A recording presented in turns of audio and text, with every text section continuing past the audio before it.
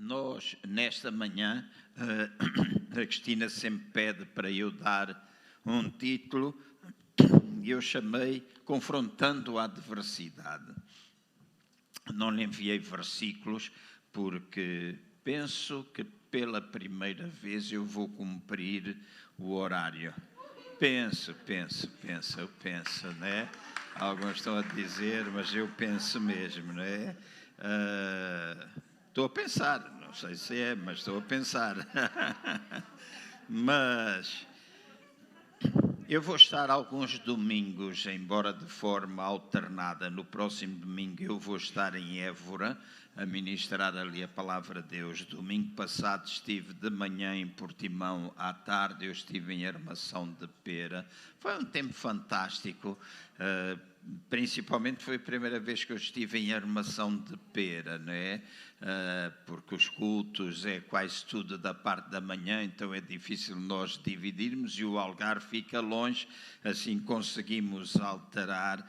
E no domingo anterior eu tinha estado em Aveiro, os irmãos estavam a insistir há muito para que pudesse estar ali, e há algumas coisas que temos pensado em termos de futuro, mas Évora será, querendo Deus, o próximo domingo, e no outro domingo, 19, eu estarei aqui durante alguns domingos. Eu não vou dizer que vou sempre chamar confrontando a adversidade, mas vou, ao longo de vários domingos, com mensagens que podem considerar-se parte de uma série ou simplesmente mensagens soltas que se interligam umas com as outras, mas falar um pouco acerca das qualidades que nós, enquanto cristãos, devemos ter quando estamos diante de adversidades, quando nós estamos diante de problemas. Eles manifestam das mais diferentes formas e torna-se importante nos dias de hoje nós percebermos isso. A Igreja no mundo inteiro, principalmente na Europa, fala-se muito do continente europeu. Há países onde há diferenças, países como a América do Sul, a América do Norte, apesar das estatísticas apresentarem também que a Igreja, pós-pandemia, está a sofrer um chocalhar tremendo. Assim, é como que tivesse entrado numa paneira e está a afetar em muitas áreas. Eu estive no Brasil e tive a oportunidade de estar em algumas igrejas ali, pelo menos pastores, falar, numa especialmente que me convidou. Tive a oportunidade de falar com outros pastores, ler, saber acerca do que é que está a passar. Conheço um pouco a realidade de Angola também, porque me mantenho em constante contato com os irmãos. E a verdade é, e conheço um pouquinho da nossa realidade portuguesa, não é? Apesar de às vezes nós pensarmos que somos uns valentões todos, na realidade a Igreja está a sofrer um chocalhar. E é no meio da prova que nós mostramos qual é a nossa fibra. É no meio das adversidades que nós mostramos do que é que nós somos compostos. Há muitos anos atrás,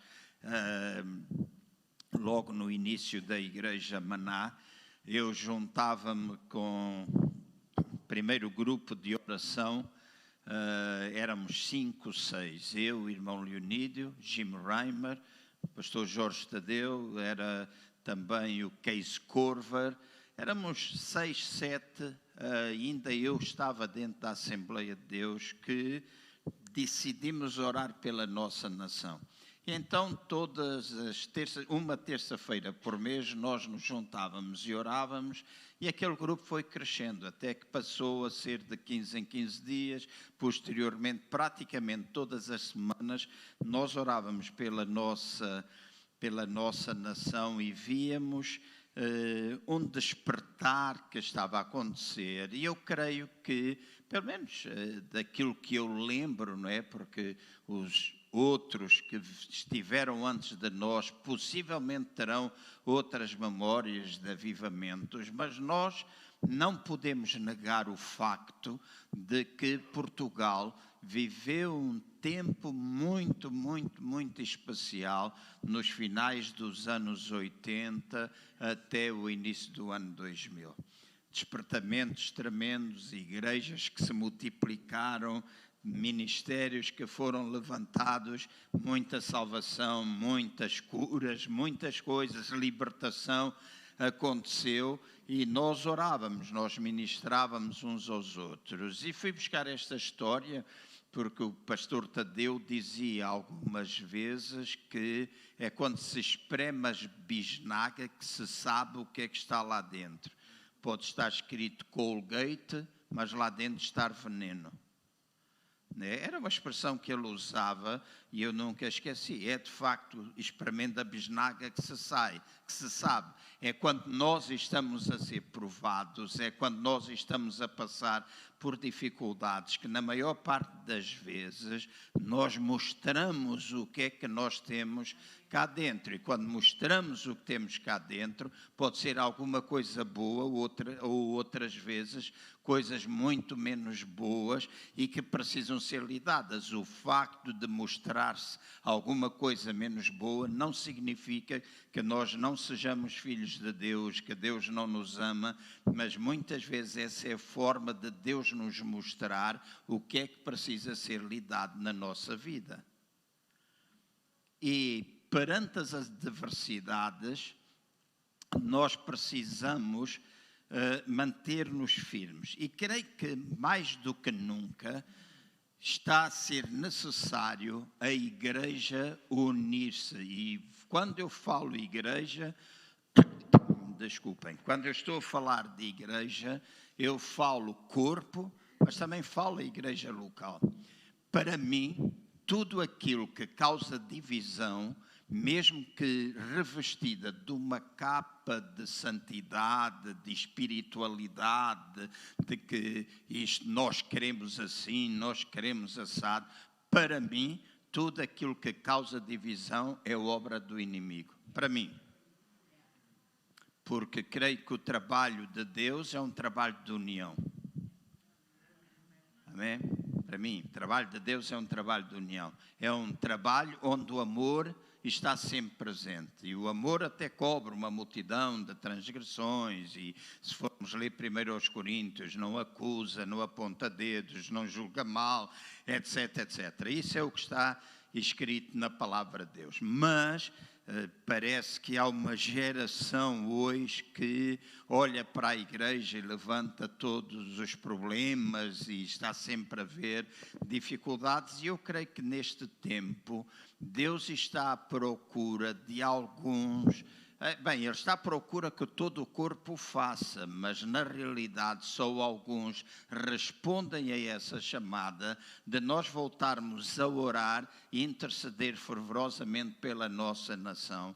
E seja líderes, seja irmãos e irmãs que se juntam intercedendo. Nossa igreja local precisa, o corpo de Cristo em Portugal precisa, mais do que nunca nós precisamos estar unidos. Nós vemos muitas ligações a acontecerem, muitas que se estão a voltar para criação de mais instituições, e eu creio que quando nós pensamos no corpo de Cristo, nós não podemos pensar em organização. A igreja não é uma organização, a igreja é um organismo. E tenho visto criação espalhado pelos diferentes partes do país e até noutras. Agora estive no Brasil, onde muita coisa mudou, muita atmosfera espiritual mudou, porque as pessoas cada vez mais fazem as suas organizações, é o grupo do pastor não sei de quê, mais o grupo das pastoras, mais o grupo disto e o grupo daquilo. Em Aveiro nós juntamos-nos uma vez por mês, às vezes somos 12, outras vezes somos 30, outras vezes somos 35, 40, e têm dito, e muitas vezes têm tentado, e diz, porque é que nós não nos organizamos, porque é que nós não criamos uma instituição, porque é que nós não criamos alguma coisa representativa e nomeamos aqui uma direção para orientar estas coisas todas. Eu tenho dito, no dia em que vocês fizerem isso, eu saio. Porque eu acredito que as nossas ligações não são organizações, é coração. E quando o CCVA nasceu, sempre foi isso. E aqueles que estão aqui, que são mais antigos, devem lembrar-se. Para mim, a nossa unidade não está à volta de um nome de um pastor, não está à volta de um nome de uma igreja. É importante a unidade dos nossos corações, porque quando a ligação é de coração, não se quebra. E alguns que estão aqui já me ouviram falar acerca de amizades de aliança, certo? Já me ouviram muitas vezes falar de amizades de aliança. E nas amizades de aliança, às vezes, nós até não concordamos com tudo, mas nunca abandonamos a mesa. Nós podemos expor, se a ligação é de coração, a gente não abandona a mesa. Nós não abandonamos o lugar só porque estamos em desacordo. Eric Lavender está com 84 anos de idade, tem quase mais 20 do que eu. Nós falamos com alguma regularidade, às vezes estamos muito tempo sem falar, mas uma das coisas que eu acho extremamente interessante é que a gente pode estar 5, 6 meses sem se ver, mas quando nós nos vemos, parecemos 2 adolescentes. A gente ri, brinca, etc. Quando estamos ao telefone, a mulher diz-lhe sempre, já sei com quem é que tu estás a falar, é com o João, porque levamos o tempo todo a rir, ele conta as anedotas, etc. Eu conto outras para ele, nós falamos de coisas sérias, nós oramos, etc. E há uma amizade que dura desde a altura em que eu tinha 31 anos, porque eu andava a orar e a pedir a Deus amigos de aliança. Eu fui a Fanhões e encontrei aquele homem a dar uma aula, porque eu vi que ele estava a ensinar primeiro aos Coríntios e epístolas pastorais. Quando eu andei no Instituto, primeiro aos Coríntios e segundo aos Coríntios, foi uma disciplina que ficou incompleta e eu disse, eu vou lá. E fui lá, porque para mim, primeiro aos Coríntios e primeiro e segundo aos Coríntios, ou as cartas aos Coríntios, é talvez das cartas que eu mais amo, daquela que eu mais gosto. Sabem porquê? Porque mostra uma igreja real, onde existiam muitos problemas, dons, milagres, mas havia para lá tanta porcaria também, tanta divisão, eu sou deste, eu sou daquele, etc. E a maneira como Paulo falava acerca da forma como nós podemos lidar com as diferentes situações. Vejam lá que até havia lá um que andava metido com a madrasta. A Bíblia fala, havia um que andava a ter relações com a madrasta.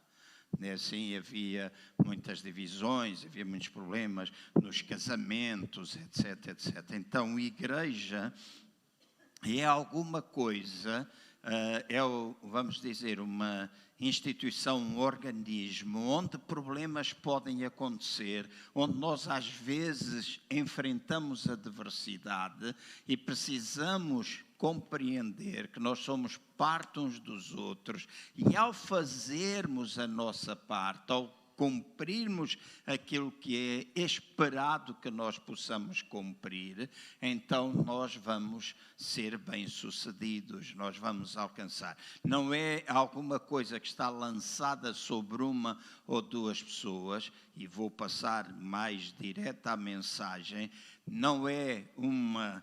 E creio que isto, e falava com o Ted Danson na quinta-feira, tivemos 1h30 ao telefone, nós de vez em quando falamos, e estávamos os dois a partilhar. Tempos antes fizemos a ligação com um pastor na Holanda, fizemos com outros, E chegamos, ou pelo menos temos chegado a essa conclusão, e há muitos irmãos que assim o dizem, muitos ministérios que assim o afirmam. Este não é um tempo das superestrelas, e esta é uma expressão que já uso há muitos anos, ou seja, esta não é a altura de alguém brilhar lá de cima, cá para baixo, e os crentes fazerem pévia, não fazerem nada. É o tempo de um corpo todo se movimentar, em que cada um, ouçam bem, cada um cumpre o seu ministério. E esta igreja vai nesta direção. Ouçam bem o que eu estou a dizer. Esta igreja vai nesta direção. Quando assumi o pastorado aqui, o Senhor falou comigo, e eu não gosto muito de utilizar Deus falou, porque há para aí muita gente que diz Deus falou, Deus falou, Deus falou, Deus falou, e às vezes não falou nada, né? Eu conheci alguém que me dizia, Deus falou que eu vou casar com aquela. Conheci alguém que dizia, eu vou casar com aquela. Não é assim? Porque agora nós andamos a ter aqui umas uniões, andamos coisas, eu vou casar e tal. 2 dias depois o pastor ligou-me a perguntar, quem é esse fulano, tu conheces este Beltrano, não sei o quê, porque anda aqui atrás de uma miúda da igreja e ela não o conhece, não sabe quem é que ele é e não sei o quê. Pronto, então, no espaço de 2 meses ou 3, o senhor deixou de falar, já não era com aquela, né? Depois, uma vez disse, eu agora já sei quem é que é. O senhor voltou-me a falar. E era outra pessoa, não era a mesma, porque eu tinha visto a fotografia de uma, né, assim, da tal primeira, que já não era a primeira, já era não sei quantas, porque o senhor ali fala muitas vezes e engana-se, né? Deus fala muitas vezes e engana-se. Então já era outra pessoa, namoram e ao fim de X tempo diz, já o senhor falou que nós não somos compatíveis. Então Deus voltou a enganar-se, né? E há muita gente, infelizmente, dentro das igrejas que aceita estes falsos profetas, aceita estas falsas pessoas, aceita, porque sou muito espiritual, né? Dizer, e quando alguém fala comigo e diz, o senhor disse-me isso, o que é que o pastor acha? Eu digo, nada. 99% das vezes eu digo nada. Porque se o senhor falou, eu não tenho de dizer nada. Então, quando eu estou aqui, neste momento, em reverência, a utilizar a expressão Deus falou-me, eu sei que Deus falou-me. E é talvez a primeira vez que eu vou dizer isso. Deus falou-me num período de 5 anos. E naquela altura descreveu-me muitas coisas. E estamos quase a chegar ao 5º ano. Porque é no dia 1 de novembro deste ano que faz 5 anos. E a igreja está neste momento no ponto aonde Deus a quer levar. E às vezes a gente fica preocupado porque é chocalhado, né, assim, mas eu sempre me lembro daquela expressão da palavra de Deus que diz que Ele chocalha para que aquilo que é abalável saia, a fim de que o inabalável possa permanecer. Então, ser peneirado não significa uma coisa má. Eu já ouvi expressões, às vezes, das mais absurdas. Alguém dizia que há um tempo, CCVA morreu. Eu digo, morreu, vocês não sabem. Quem morreu é a tua cabeça, que já está cheia de coisas. Porque as pessoas pensam que a obra de Deus é feita de uma forma assim natural, mas há coisas, não é assim, deixem-me pôr assim. Jesus teve tanto sucesso pregando a uma pessoa como quando ele pregou a multidões, verdade? E ele investiu tempo com um e investiu tempo com multidões. Todos nós queremos crescer, todos nós queremos crescer, todos nós queremos crescer, é bíblico crescer numericamente, mas escutem bem o que eu vou dizer, não é possível Quer dizer, é possível crescer numericamente, mas se nós não crescermos organicamente, se nós não crescermos qualitativamente, este crescimento numérico perde-se. E quando eu falo de crescimento orgânico, eu falo de crescimento em que nós nos relacionamos uns com os outros de forma pura, limpa, com coração reto, com coração que se ama. Esse é o crescimento orgânico. É quando nós podemos ministrar uns aos outros, às vezes sem necessidade. Agora, sem necessidade de que alguém diga, vai lá e faz isto, mas é de uma forma espontânea. E nós sabemos, porque aprendemos no tal espaço íntimo, no tal espaço de qualidade, nós aprendemos a ouvir a voz de Deus na realidade. E a voz de Deus às vezes parece ser uma coisa, porque nós estamos muito emocionados, positivo ou negativamente, às vezes sentimos coisas que nem sempre significa que são boas ideias. O Tim Story escreveu um livro, um dos evangelistas, ele diz... boas ideias nem sempre são ideias de Deus. Basicamente era o título do livro que nós chegámos a publicar. Às vezes uma boa ideia não significa que seja uma ideia de Deus. Então nós precisamos muitas vezes testar, nós precisamos muitas vezes provar. Quando a palavra diz para nós julgarmos as profecias, não é qualquer pessoa que julga profecias, é quem tem espírito profético também na vida pode analisar as coisas, não é? E pode ver. Então, muitas vezes nós utilizamos expressões e neste tempo de adversidade, neste tempo que a nação enfrenta problemas, nós muitas vezes falamos de crescimento na nossa nação. E eu lembro-me que quando fui pastor, presidente da Aliança Evangélica, nós tínhamos aproximadamente 2.000 igrejas no nosso país. Neste momento, portanto, e já passaram 12 anos do meu segundo mandato na Aliança, já passaram 12 anos, neste momento houve um crescimento exponencial do número de igrejas no nosso país, mas a grande maioria são igrejas que vieram ou são oriundas do Brasil, que tanto podem permanecer, e as grandes com estruturas brasileiras permanecem, durante o primeiro período da pandemia, em Lisboa fecharam 30.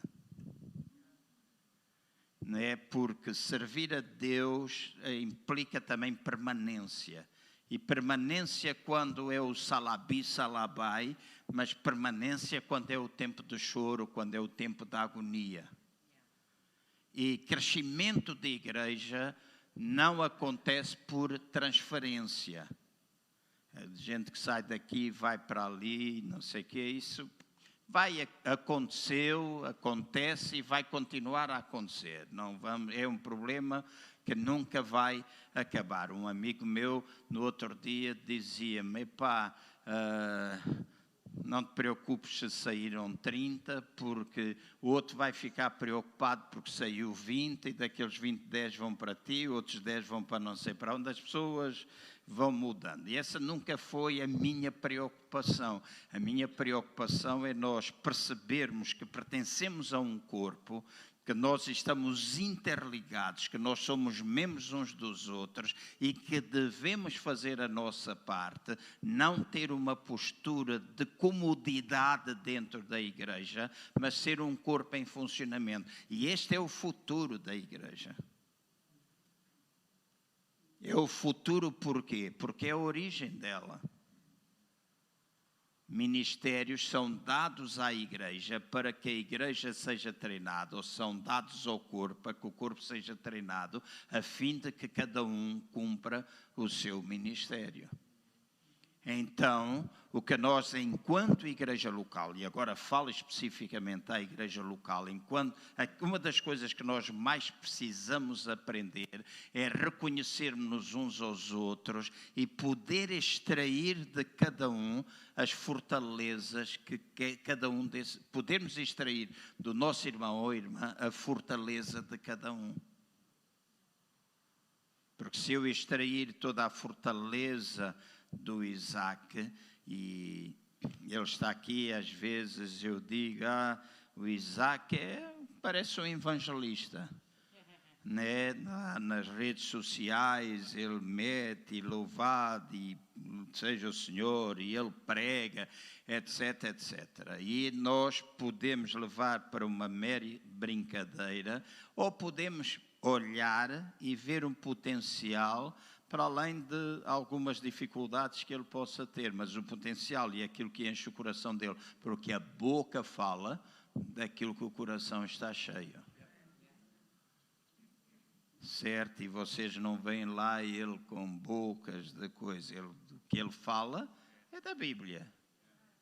Certo? Então é isso que enche o coração dele. E se nós aprendermos a conhecer-nos a nós mesmos e uns aos outros, né? E alguém me dizia, João, tu estás a mudar, tu estás a ir para aqui, estás a ir para lá. Eu digo, não, sou pastor vai fazer dia 1 de agosto, 44 anos, 44, nunca deixarei de ser pastor, mas uma das coisas que o Senhor me falou também a mim, e já há alguns anos, e há 1 ano e meio atrás eu tomei uma decisão, é que eu vou me importar muito pouco aquilo que as pessoas dizem. Durante muitos anos importava-me, este dizia, aquele, e a gente tenta andar ali sempre a harmonizar as coisas, mas começar a focar naquilo que acredito ser meu ministério também, e que pode ser misturado com outros, porque já houve tempo, a força nem sempre é a mesma, mas já houve alturas que eu fazia 10 coisas ao mesmo tempo, né? E isso não é antibíblico, porque a Bíblia diz um tem um talento, outro tem 2, outro tem 5, e aquele que tem 5 até é multiplicado e pode fazer. Então, muitas vezes eu dizia e ouvi, se tu queres pôr alguém a trabalhar, vai procurar lá alguém que está ocupado. Quando Jesus chamou discípulos, não chamou nenhum que estivesse a dormir. Chamou todos aqueles que estavam a trabalhar. E às vezes são aqueles que mais trabalham, que mais são usados, que os talentos são multiplicados, porque não os escondem. Nós podemos, espera, não. Como é que a igreja reconhece? Quando tu fazes, quando tu começas a agir. A igreja reconhece dessa forma. E nós precisamos perceber isso, que uma das coisas importantes para mim é chegar perto das pessoas e levar as pessoas a serem curadas interiormente. Estivemos em Aveiro no dia 21, o outro, fez ontem 15 dias, creio eu, fez ontem 15 dias. Foi muito, muito, muito interessante, porque estavam ali algumas pessoas descrentes, estavam ali alguns pastores, eu tive pelo menos 2, e não vou citar nem o exemplo, nem o nome deles por uma questão ética, mas o que eu posso dizer é que um dizia, este dia foi transformador para mim. Porque pela primeira vez, e estou a falar de um homem com 60 anos de idade, ou 58, pela primeira vez ele disse, eu vou sair, eu saio daqui decidido, pela primeira vez na minha vida, a lutar pelos meus sonhos, porque toda a minha vida eu matei os meus sonhos. Semana passada estive em Portimão, falei com 60 pastores aproximadamente. No dia 9 de julho vou estar a fazer um seminário para divorciadas, viúvos, solteironas e casais em problemas. Um irmão ofereceu uma sala no hotel e os pastores disseram, nós vamos enchê-la em 100 lugares. Foi a promessa deles, eu estou a falar da promessa deles. E 20 pessoas que já estão inscritas são todas mulheres que nunca puseram o pé numa e única igreja. Então, para mim, é descobrir o que eu sou, para que é que eu sou chamado, qual é o meu tempo no presente, qual é o capítulo na minha vida. E tu precisas descobrir qual é o capítulo na tua vida, o que é que tu és chamado para fazer dentro do corpo, dentro da igreja local. E quando nós todos, perante a adversidade, está a dizer que faltou 6, mas vocês não reiniciaram o relógio, né? Porque usaram o tempo, mas até o meio-dia. Não, mas é que ele estava já antigo, né? Eu pedi para orar e aquilo continuou a rolar ali, que eu bem topei, né? E foi verdade, não foi, Dangas? É verdade, ele não me deixa mentir, continuou a rodar. E aquilo que é importante é nós percebermos e, enquanto igreja local, nos ajudarmos uns aos outros. Aqui, hoje, a minha cabeça faltou tum. Assim, pensei, vou fazer assim. E tu podes fazer a mesma coisa quando nós nos edificamos uns aos outros. E a gente pode sempre ter a cultura ou a mentalidade. Hoje faltaram 50. Ou podemos ter a mentalidade de eu vou saber o que é que estes 50 têm. É sempre uma diferença da nossa mentalidade. Há uma passagem da Bíblia, e eu não tenho aqui os versículos, mas vou convidar os irmãos para abrirem 2 de Reis, no capítulo 5, e rapidamente falar-vos de uma moça. Este é o milagre, né, de Naamã, que era o chefe do exército do rei da Síria, e aconteceu um milagre com ele.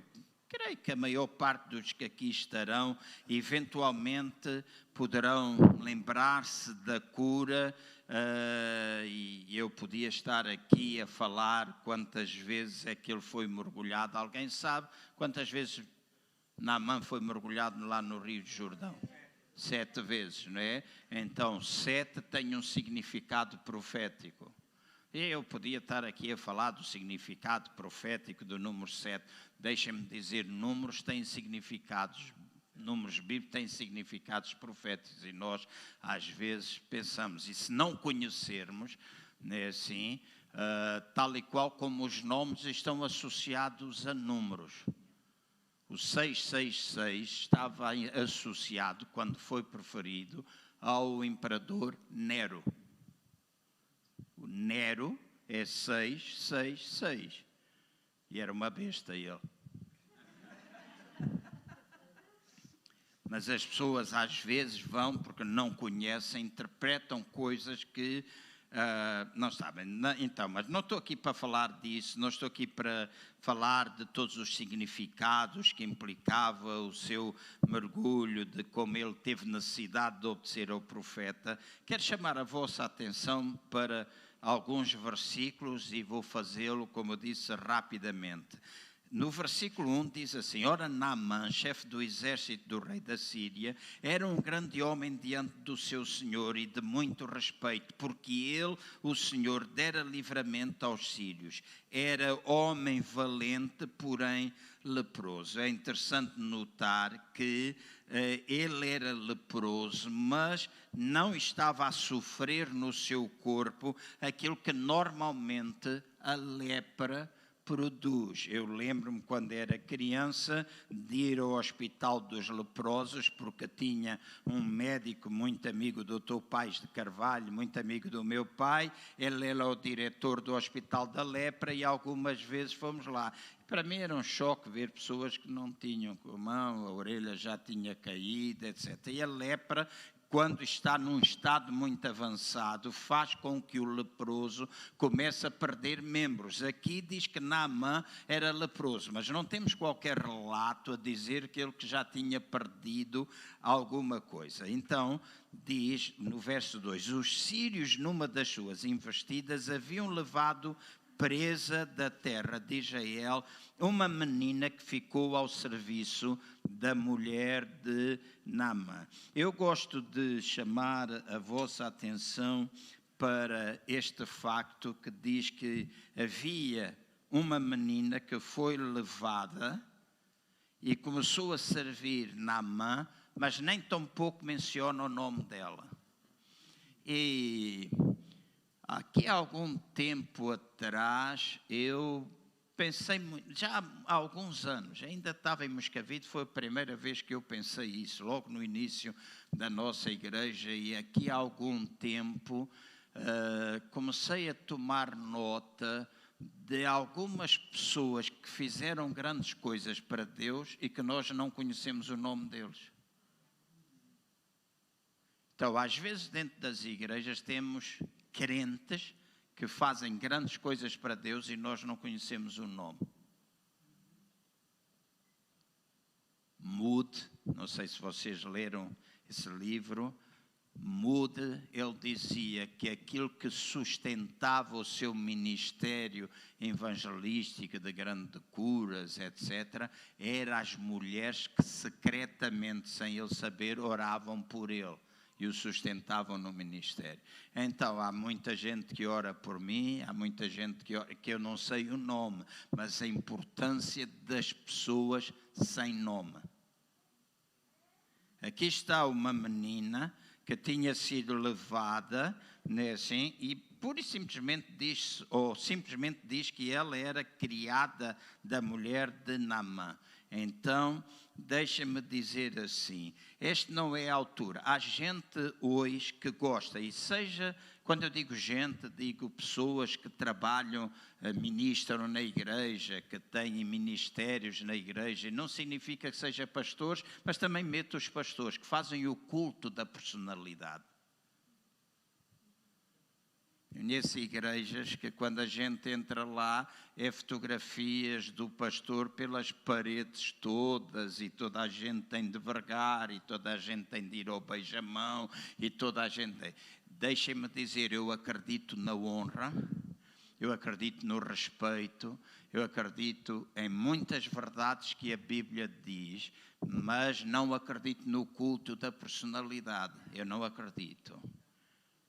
Nem minha, nem de vocês. Nós podemos honrar, nos reconhecer ministérios, devemos honrar. Há coisas que se nós não honrarmos não acontece, porque a honra liberta a unção, está escrito, honra liberta a unção. Então, e vemos isso já no ministério de Jesus, pode vir alguma coisa boa lá e diz lá de Nazaré, diz que foi na terra dele onde Jesus fez poucos milagres, e não foi por falta de fé, porque houve alguns que foram curados, foi por falta de honra. E então a falta de honra, que se manifesta das mais diferentes maneiras, pode impedir nós recebermos alguma coisa. Não é? A Bíblia diz, nós te recebemos e te honramos como profeta, por isso nós vamos ser abençoados com a unção do profeta. É o que está escrito na Bíblia. Então a honra tem um lugar importante, mas sem nome, aquelas pessoas que de forma alguma têm um nome. Diz no verso 6, disse ela à sua senhora, oxalá que o meu senhor estivesse diante do profeta que está em Samaria. E agora vejam o que ela diz a seguir. Digam comigo em voz alta, pois este o curaria da sua lepra. Oxalá que o meu Senhor estivesse diante do profeta que está em Samaria, pois este o curaria da sua lepra. Isto é alguma coisa espantosa. E é espantoso por causa daquilo que eu vos vou dizer. Em primeiro lugar, é espantoso porque esta moça jamais permitiu que, mesmo estando no cativeiro, ela se transformasse numa pessoa amarga para com o seu Deus e foi capaz de manter a sua fé firme em Deus. Ela foi capaz de permanecer fiel àquilo que eram os valores dela e foi capaz de virar-se para a mulher de Naamã e dizer, se o meu Senhor estiver diante do profeta, ele vai ser curado. E aqui está uma grande coisa para nós. Nós precisamos ver nos livros da mentalidade de cativeiro. Diante das adversidades, a mentalidade de cativeiro prende-nos. E leva-nos à amargura, leva-nos ao queixume, leva-nos a dizer porque é que é assim, porque é que acontece comigo, porque é que isto está a dar agora comigo. Porque é que isto está a acontecer comigo assim? E ficamos envolvidos nesta coisa e culpamos tudo e todos. Não é assim? Culpamos tudo e todos. Hoje há muitos, deixem-me dar só um exemplo, está-me a vir à cabeça. Hoje há muitos concursos públicos que são só de fachada. Certo? As pessoas já estão todas escolhidas, já têm a cunha, o Marcelo, ou o António Costa, ou o Presidente da Câmara, ou o Presidente lá dos Correios ou dos Bombeiros, já assinaram a dizer que é o António que vai entrar, e o António, Manel, Joaquim, a Maria, o Josefa e Madalena e não sei o que, toda a gente manda currículos. Há algum que às vezes tem de 0 a 20, vamos pôr assim, tem 19, mas quem entra é o que tem 12. E tem sempre uma desculpa, é porque tem mais experiência. Às vezes é porque não tem experiência. Hoje há uma coisa estranha que acontece, e conheço muita gente que diz: tu tens qualificações a mais para fazeres este trabalho. Então, estas coisas acontecem, e eu pergunto: que culpa tem Deus? Mas eu orei, eu vou à igreja, eu vou não sei o quê. E em vez de tomarem uma postura totalmente diferente e continuarem na persistência e bater e fazer, param, culpam Deus, culpam a igreja, e a melhor coisa é: vou bazar daqui para fora, porque isto é tudo igual, isto é tudo a mesma coisa. Esta é uma atitude errada, esta é uma mentalidade que nós não devemos ter diante da adversidade. Mas se saiu gente da igreja, vai à procura de mais pessoas. O que está aí fora é o mundo cheio de gente. Há quanto tempo tu não dás testemunho? Os teus vizinhos sabem que tu és crente? Os teus vizinhos sabem? Já falaste aos teus colegas, falas na escola, dás conhecimento disto e daquilo. No outro dia, uma jovem dizia: há não sei quantos anos eu ando na escola com esta pessoa, e foi só porque eu disse que eu era crente, cheguei à conclusão que era crente, e agora oramos as duas juntas. Mas há muitos anos estavam, porque não sabiam, elas não oravam, não tinham tempo juntos. Então, na adversidade, quando falha alguma coisa, ou quando nós estamos perante um problema, nós não devemos ficar amargurados, não devemos começar a dizer que eu não compreendo isto, não compreendo aquilo, Deus é culpado, quando na realidade Deus não é culpado. E deixares a igreja não te resolve o problema. E deixa-me dizer, sem querer profetizar nada de desgraça para a tua vida, vou dizer assim: aumenta os teus problemas.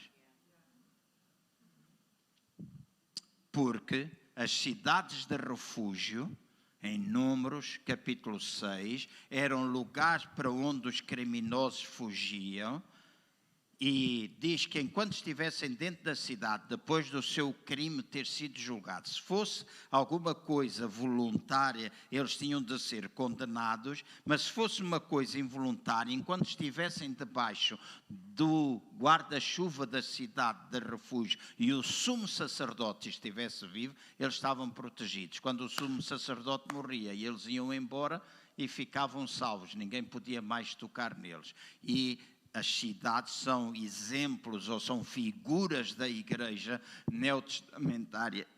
E aquilo que nós todos precisamos perceber é que nós, ao estarmos na igreja, estamos debaixo do seu guarda-chuva. E uma coisa que eu posso garantir aos irmãos: o nosso sumo sacerdote está vivo e não vai morrer.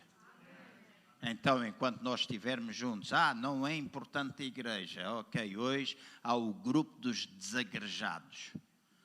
E que é cada vez mais crescente. Eu amo a Deus, etc. E é verdade, nós podemos amar, relacionar. O nosso maior relacionamento deve ser individual, pessoal, lá na casa, durante o dia, a tomar banho, sentado na sanita, a conduzir o carro. Nós podemos manter relação com Deus, mas não deixa de ser importante nós congregarmos.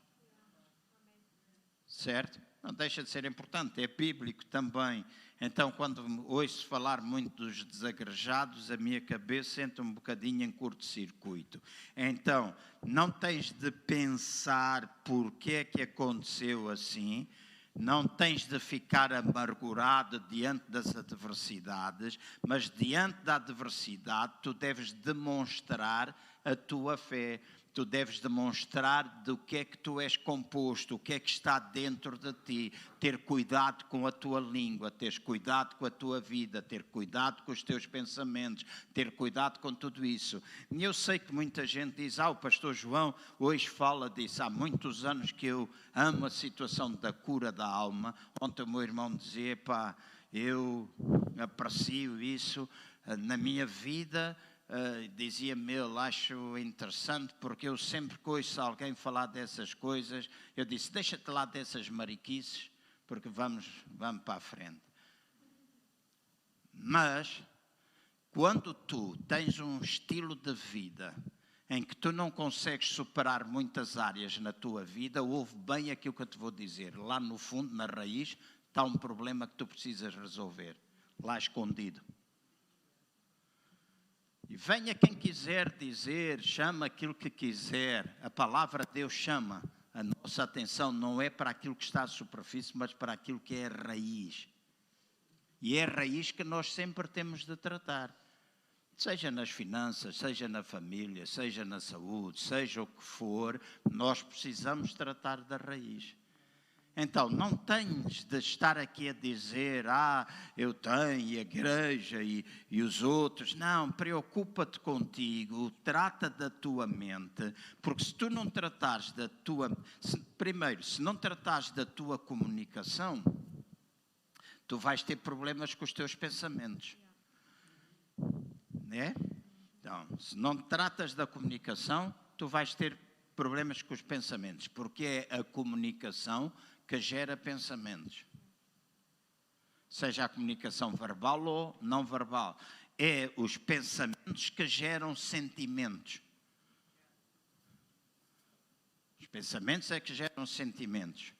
São os sentimentos que geram as nossas crenças, que geram as nossas convicções. Usemos lá o nome que a gente quiser, que gera. E quando nós passamos a acreditar de uma determinada maneira, nós, se for positivo, nós vamos começar a comunicar positivo e o ciclo vai melhorando. Mas se for negativo, o ciclo vai continuar, ou seja, sentimentos ruins geram crenças ruins, que vai gerar comunicação ruim e vai tudo continuar a piorar na vida. Digam lá o que quiserem. Ou então a Bíblia é mentirosa e Deus é mentiroso. Então Deus é mentiroso. E Deus não é mentiroso. A morte e vida estão no poder da nossa língua, a maneira como a gente fala, a maneira como a gente se refere, até mesmo a nós, até nós mesmos. Até nós mesmos. No meu Instagram eu comecei a pôr uma coisa que é diz comigo. E são confissões. Às vezes eu olho para o espelho e digo muitas vezes, João, tu és amado, tu és querido. Até chego a dizer que sou bonito.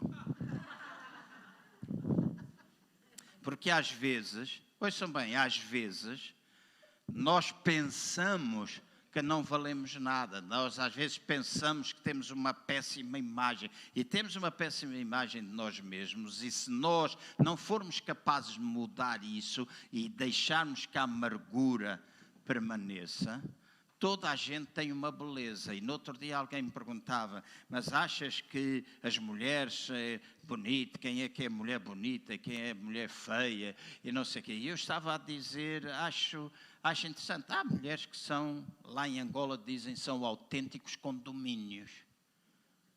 Né? Condomínio é um lugar de luxo, né? Tem muitos prédios, piscina, campo de ténis, tem aquela coisa toda. Lá o pessoal diz, aqui diz que é um borracho, é um mulherão, é não sei o quê, seja lá o que for que se diz aqui. Lá diz, é um grande condomínio. E há mulheres que são um grande condomínio. Mas às vezes quando a gente fala que os grandes condomínios, está cheio de rachadelas, aquilo está rachado por tudo quanto é sítio, está estragado, podre, o ferro está está tramado, né, assim, e não tem nenhuma beleza interior. E alguém dizia, o que é que tu achas dessas coisas? Eu disse, olha, a mulher às vezes pode não ser até muito bonita, pode não ser aquele...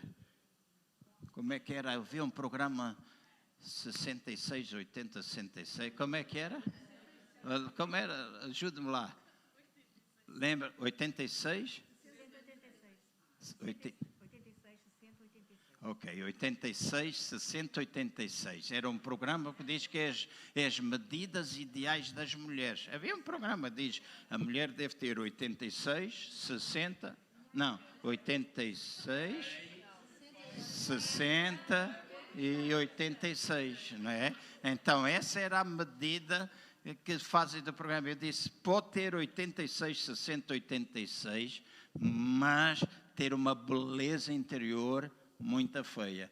E às vezes pode ser 59, 70 e 45. Estou só a dar um exemplo. Estou só a dar um exemplo. Pode ser essas medidas, mas estar cheia de beleza interior, que quando a gente convive com essa pessoa, nós somos atraídos por aquilo que está dentro.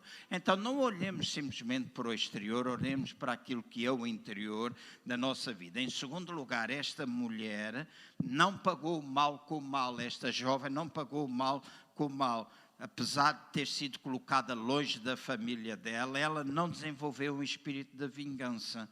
E todos os contratempos da vida pela qual ela passou, ela foi capaz de dizer para a sua senhora, se for diante do profeta, ele vai ficar livre, ele vai ficar curado, ele vai ser abençoado. E é importante nós não somente não ficarmos amargurados, como também é importante nós cuidarmos das nossas atitudes diante da adversidade. E pagar mal com mal é uma coisa horrível. É uma coisa terrível. E mesmo no meio de problemas, e há alguns que estão aqui poderão testificar esta coisa que eu vou dizer agora. Às vezes é nas alturas que nós mais precisamos, que quando ministramos aos outros, eles recebem e nós também. Certo? Sei que muitos de nós que estamos aqui sabemos do que é que eu estou a falar.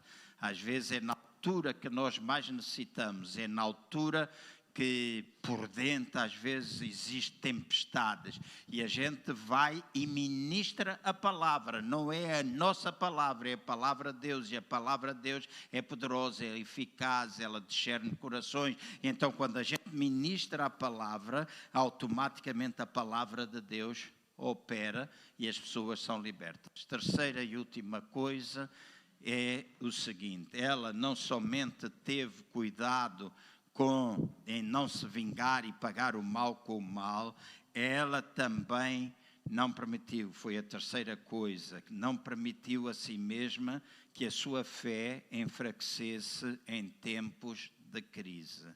E a nossa fé não pode enfraquecer em tempos de crise. Quando enfrentamos crises, quando enfrentamos adversidades, sejam elas de cariz espiritual, emocional, financeiro, de igreja, de relacionamentos, etc., nós devemos ter a certeza absoluta que Deus é connosco, porque Ele nunca nos abandona. Ou então, aquilo que nós cantamos aqui nos corinhos e aquilo que nós falamos, e que Deus é connosco e que Deus nunca nos abandona, é outra vez uma grande hipocrisia. Porque Ele está conosco sempre, está conosco mesmo quando a gente está na fossa, né? Quando a gente está lá no fundo. Deus continua lá conosco e Ele não diminuiu o seu amor para conosco, Ele nem diminuiu tampouco a nossa aceitação. Às vezes Ele está simplesmente em silêncio e às vezes o silêncio incomoda. Porque nós queremos que Ele fale, que Ele faça tudo, mas vamos ter cuidado, vamos ter no tempo de adversidade, a habilidade para vencer qualquer ataque do inimigo, porque nós somos capazes de saber que Deus está conosco, que nós não temos de ter medo e que nós vamos utilizar a nossa fé. E termino com este versículo, Efésios 5, 15 a 17. Portanto, sede cuidadosos no seu modo de proceder. Os dias atuais são difíceis. Não sejam insensatos, sejam sábios. Aproveitem ao máximo cada oportunidade que tiverem de fazer o bem. Não procedam imprudentemente, mas procurem descobrir e fazer tudo o que o Senhor quer que vocês façam. Então, escutem. Se eu pensar corretamente, eu vou agir de forma correta. Se eu pensar de forma carnal, é uma maldição que acontece, porque eu vou agir de forma carnal. E quando pensamos em igreja, muitas vezes dos nossos dias, eu penso que esta é a maior maldição, se eu posso usar, que muitas igrejas enfrentam. É a maldição da carnalidade, em que nós queremos resolver tudo segundo os nossos pensamentos carnais, segundo a nossa própria força, e esquecemos o que Deus faz. Esquecemos quem Deus é. E há muita coisa que tu não resolves com luta, não resolves com paleio, não resolves porque te vais envolver em explicações, em nada. Resolve-se porque tu oras. A gente diz joelhos no chão. A gente diz joelhos no chão, mas pode ser joelho no chão, pode ser sentado no banco do carro, pode ser a tomar banho, pode ser deitado na cama, mas muita coisa resolve-se com a oração. E muitas vezes resolve-se com a oração individual, mas acima de tudo, quando tu encontras alguém que está num nível espiritual, que consegue compreender quando a carnalidade está a funcionar, e tu fazes orações de concordância. E quando tu fazes orações de concordância, a Bíblia diz que aquilo que tu ligas aqui, lá, o que desligas aqui, é desligado lá. Então, quando há oração de concordância, a oração de concordância é muito poderosa. E às vezes aquilo que nos preocupa acabam por ser bênçãos de Deus.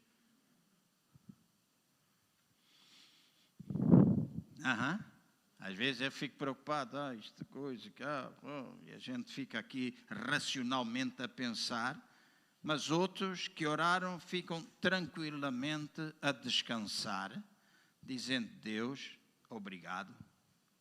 Deus, obrigado.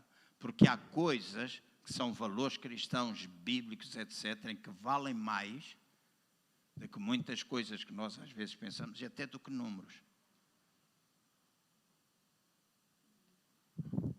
Há muitos anos comecei um livro e um dia eu vou acabá-lo. Estou agora interessado no lado B da vida pastoral. Estou a fazer isso. E a seguir vou falar a cura das memórias à luz da Bíblia. Como é que Deus pode, escrever, como é que Deus pode curar das nossas memórias à luz da palavra.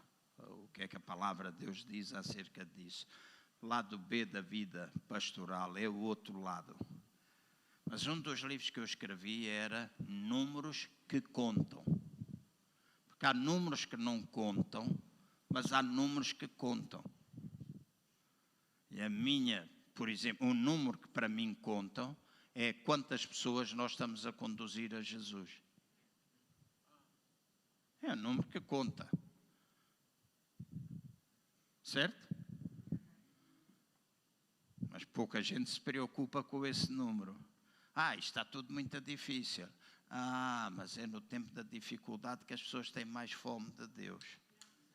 E deixem-me dizer, eu, João Cardoso, já vi mais gente converter-se nestes últimos meses, em algumas atividades onde eu tenho estado e falado e que eu não chego... Toda a gente sabe que eu sou pastor e me chama Pastor João, pega no telefone, Pastor João, e ajuda e dê conselho. Mas já vi mais gente a converter-se nestes lugares onde nós vamos. Nós não somos chamados a ficar à espera, nós somos chamados para ir. Nós não somos chamados, vamos ficar aqui à espera que as pessoas vão. Não, nós vamos e as pessoas vêm. Mas primeiro nós vamos. Então, se nós vamos, as pessoas vão se converter.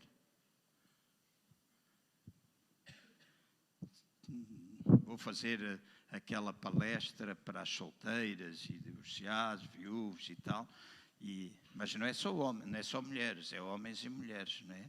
Mas das 20 estão inscritas, nunca foram uma igreja. Né? E eu estou à espera de 100 e talvez vou encontrar crentes, mas a minha preocupação é a pessoa que vai fazer comigo. Sabem quem é? É aquela moça que aqui há um tempo atrás eu contei que ela tinha sido violada sexualmente aos 6 anos de idade, espancada, e ela ama a Deus. Ela ama a Deus. Com muita frequência me manda coisas e mostra, Pastor João, acha que isto está bem? Porque utiliza muitos versículos bíblicos para ajudar outras mulheres. E ela diz, a fé tem-me ajudado. Eu estou a começar a conhecer Deus como eu nunca conheci anteriormente. Ainda é uma nova convertida, e enquanto nova convertida, se calhar há coisas que aqueles que já são muito antigos não gostam de ouvir. Mas o importante é aquilo que está lá dentro. E uma das coisas, muitos não sabem, mas quando eu fui ao Brasil, à igreja do A.B. Huber, as pessoas convertiam-se no domingo, na terça-feira entravam na escola bíblica. 2, 3 meses depois estavam a dirigir grupos familiares. Eram perfeitos? Não. Ele disse-me, João, cometi alguns erros, porque meti pessoas demasiado rápido em liderança e afinal eram fulanos que não eram assim tão coisas. Cometi esse erro, mas às vezes mais vale cometer o erro pelo excesso do que a gente cometer o erro por não fazer nada. É mais difícil puxar do que travar.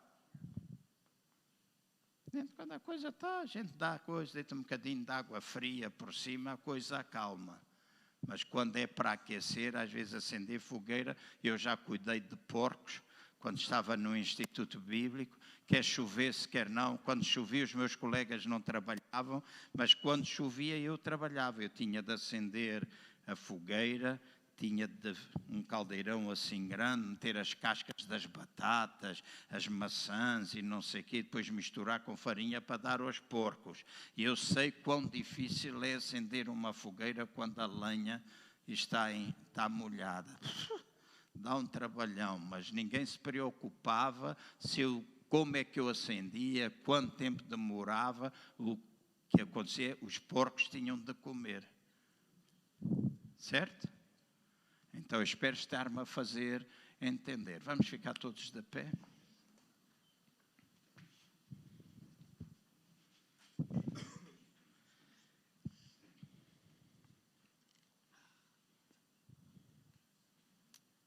Tenho a comunicar que não consegui.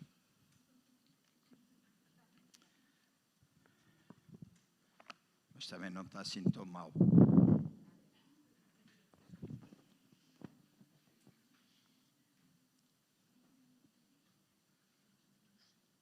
Diante da adversidade, como é que tu te comportas?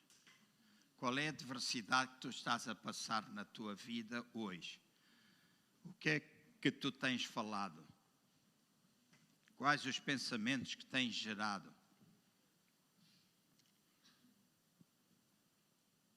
O que é que acontece na tua vida neste momento? Como é que tu te sentes? Quais são os sentimentos que tu tens vindo a guardar dentro do teu coração? Que ninguém vê. Os sentimentos ninguém vê, a gente não vê. Às vezes só vê passado um tempo quando a gente começa a ver ações. Não é porque gerou a crença que leva a comunicação, comportamentos, etc. Mas o que é que tu tens guardado dentro do teu coração? Eu quero dizer para vocês ficarem tranquilos, os meus dão-me muito trabalho. Dão-me trabalho à brava.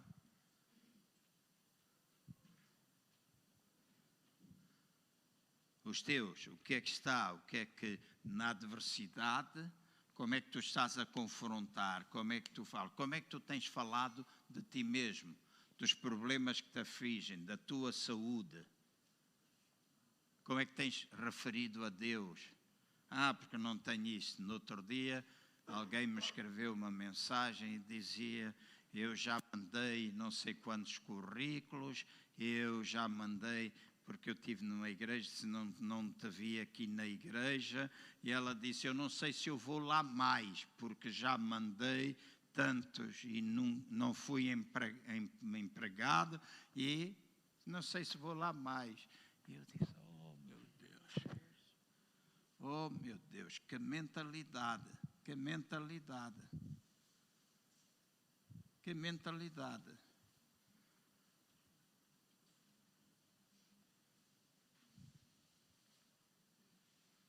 Vai fazer qualquer coisa, vai varrer casas. Se não tens trabalho, fala comigo, vais viver para Aveiro, arranja-te um apartamentozinho pequenino, um quarto lá num sítio qualquer, que pagam lá 300 euros por mês por um quarto, mas tu vais ganhar entre 7 a 9 euros a hora a limpar casas.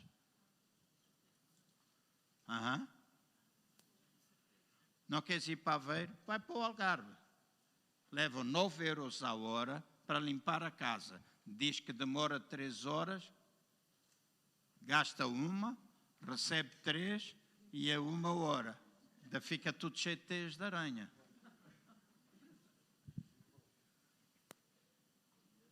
Certo? Estou a falar a sério, agora estou a falar a sério. Não te ponhas a queixar que não há trabalho. Há muito trabalho. Pode não ser tudo aquilo que tu queres, mas há trabalho. Se quiseres, eu indico-te alguns restaurantes, vais para Portimão, tem lá um sol espetacular, tu consegues viver 3 ou 4, e eu levo-te a 3 ou 4 restaurantes que tem lá fixado, precisamos de empregado, e está um dos donos, que é filho do pastor, genro do pastor de Armação de Pera, ele diz, aquilo está há meses lá, e ele não consegue arranjar ninguém para trabalhar lá. E é um restaurante de luxo, até comes bem. É um restaurante gourmet. E ele faz comida para os empregados, mas ele diz, não arranja ninguém. E eu disse, mas porquê é que não arranja ninguém? Por coisa é mais fácil viver à conta dos subsídios do Estado. É uma irmã que eu conheço, querida irmã, há muitos anos, que vive à conta dos subsídios do Estado e dos cursos que são feitos no IFP. Porque já arranjei para o Continente, já arranjei para Pingo Doce, já arranjei para armazéns, já arranjei para muita coisa. 3 dias depois diz, isto dói muito. E eu tenho problema de costas e fico muito tempo de pé, então eu não consigo. Toda a gente tem problemas, a gente se pagar, quando a gente começa a ficar, há coisas que começam a doer, mas quando é preciso, a gente vai fazer. Mas não temos tudo aquilo. Mas eu estudei para ser não sei quê. Eu pergunto quantas pessoas estudaram para ser médicos e estão a trabalhar numa caixa do Continente. Se calhar estou a exagerar no médico, mas ou outro curso superior. Então, não te queixes. Pensa na tua mentalidade, é na maneira como tu olhas para ti mesmo, como tu vês as coisas. Há adversidade, mas pensa. Pai, eu oro agora para que a tua palavra possa produzir frutos. Eu sei que está escrito que ela não volta para ti vazia, mas cumpre o propósito para o qual ela é enviada. E eu oro para que muitas das palavras proferidas sejam autênticas sementes na vida daqueles que necessitaram ouvir essas coisas. Seja em que área for da sua vida, que a tua palavra, qual boa semente, o exemplo desta jovem, sem nome, possa ser um exemplo de muitos daqueles que estão aqui. E que o teu Espírito Santo possa tornar viva a palavra em cada coração e haja uma mudança. Não somente uma mudança, mas uma transformação radical das suas vidas. Eu oro e peço-te mesmo, Pai. E se conheces o meu coração e conheces que esta é uma oração que muitas vezes eu tenho feito ultimamente. Eu não quero somente pregar, eu não quero transmitir conhecimento, eu quero ver transformação, e uma transformação que vem da tua parte. Porque nós, teu povo, sabemos que está escrito que, ao faltar o conhecimento, não houve progressão. Mas também está escrito que, para além do conhecimento e para além da sabedoria, nós precisamos ser transformados.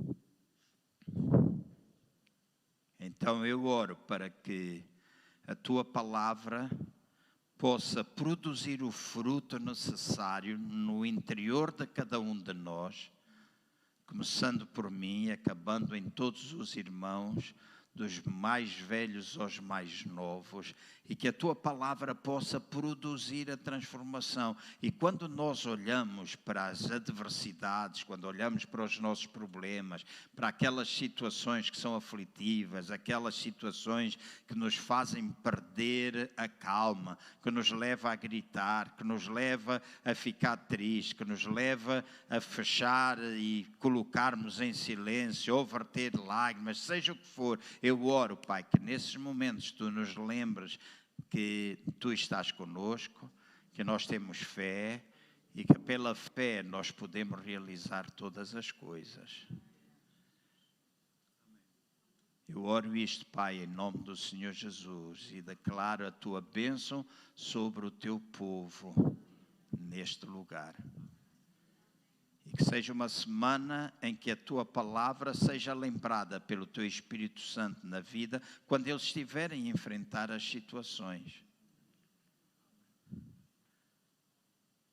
Lembrar os améns que nós dissemos aqui, lembrar os cânticos que nós cantámos, quantas vezes levantámos a mão, quantas vezes abanámos a cabeça, quantas vezes nós dissemos dentro de nós, é isso mesmo que nós precisamos, que nessa altura, no momento da adversidade, nós possamos lembrar isso e o teu Espírito Santo traga isso à memória e nos leva a ter atitudes de transformação, de confrontação diante da adversidade, que faz de nós cristãos fortes, fortalecidos em ti, na tua palavra, estabelecidos também na tua casa, sendo membros uns dos outros. Eu oro, Pai, eu te peço, para que esta semana muitos possam viver experiências novas no relacionamento. Oro de uma forma especial, e agora escutem o que eu vou dizer. Alguns de vocês esta semana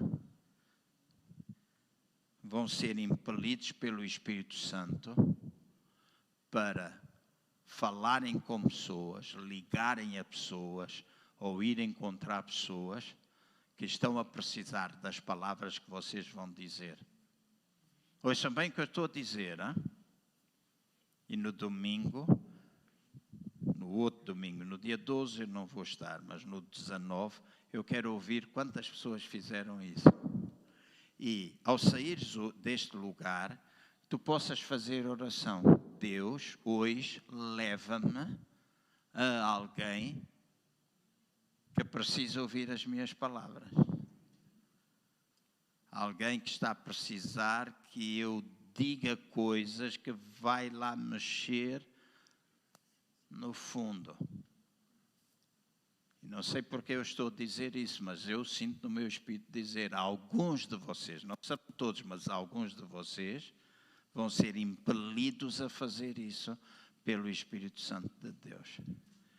E terão a sabedoria, terão o conhecimento e terão o Espírito Santo a ajudar. Por isso, Pai, eu oro por cada uma destas pessoas, em nome de Jesus.